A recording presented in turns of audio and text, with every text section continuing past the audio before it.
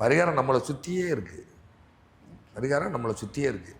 ஒரு ஜாதகம் பாச்சாஞ்செடி நம்ம ஊரில் சொல்லுவாங்க தெரியுமா, கோயம்புத்தூர் சைடு வீடு பூமி பூஜை போடுவாங்கல்லம்மா, பூமி பூஜை போடுவாங்கல்ல, அப்போ ஒரு இது வைப்பாங்கல்ல, அந்த என்ன செடினா பாலக்கால் போடுற செடின்னு சொல்லுவாங்க.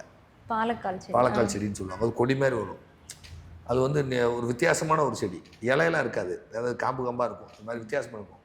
பாலக்கால் போடுற செடி ஒரு ஜாதகத்தில் சொல்கிறேன் சார். பாலக்கால் செடி போடுறது 3 கிளையாக இருக்கிற மாதிரி, இந்த 3 கிளையாக இருக்கும் தெரியுமா, 3 கிளையை ஒரு கிளையை கட் பண்ணி 3 தனித்தனியாக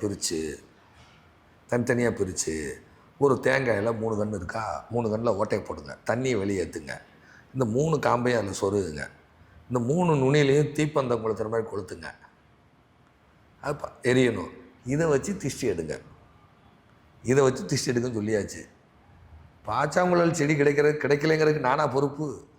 விவரமாக சொல்லியாச்சு. கோயம்புத்தூர்காரங்க தான் பாலக்கால் போடுற செடின்னு எல்லாருக்கும் தெரியும். இது செய்யுங்கன்னு சொல்லி, அது எங்கே இருக்குன்னு தெரியல, அட்ரஸ் சொல்லலை. என்னை கூப்பிட்டு கேட்டால் நான் எங்கள் ஸ்டாஃபை கூப்பிட்டு அவங்களுக்கு என்ன தெரியும்? புரியுதா இல்லையா? ஸோ இப்படிலாம் இருக்குது. சரியா?